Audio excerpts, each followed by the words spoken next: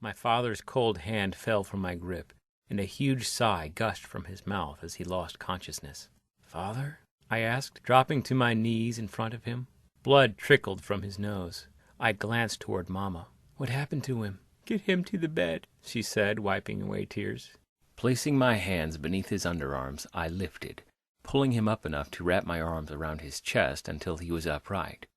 His body was cold, but the heat of his leaking wounds stuck to me. I cringed. So much blood. I fought tears. He was dying. Had to be. Nothing lost so much blood and survived. My father wasn't a massive man, like he and my mother always insisted I would become. He actually weighed less than I, and was several inches shorter. In spite of his stature, he was a crafty fighter, capable of defending himself against men twice his size.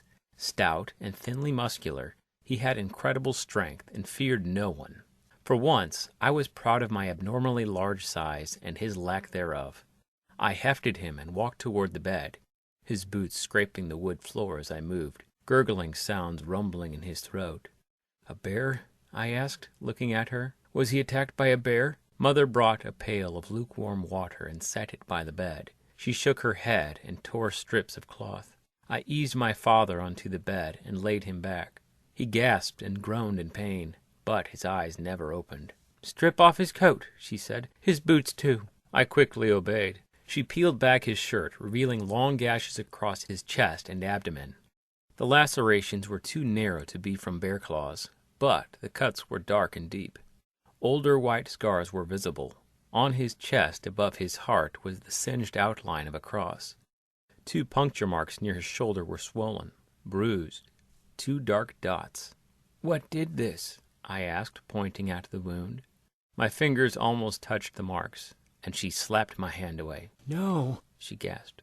"What kind of animal could do this?" Her dark eyes were hollowed from fear. She was paler than normal, and seemed more delicate. "Mother, please tell me what did this to Father." She took out a damp cloth and washed blood from his nose and beard. With another cloth she washed his forehead.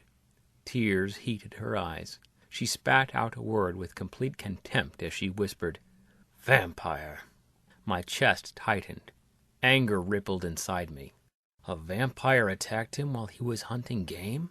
"No," she replied. "He was hunting the vampire." "Why?"